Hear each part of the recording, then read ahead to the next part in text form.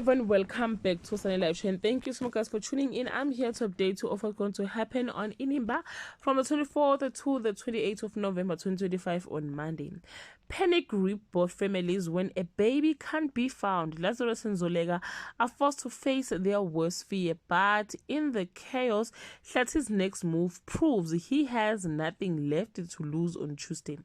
Zolega vows that Hlati will answer for his sins, but even concerned, he refuses to surrender quietly.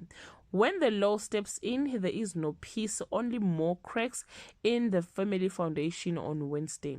Zolega and Lazarus celebrate a victory that fills hollow. Lillian's old feelings for Lazarus resurface when she least expect them, and Kawe's attempt at love's end in a public heartbreak on Thursday. Hlati's absence leaves Tumega lost between guilty and grief.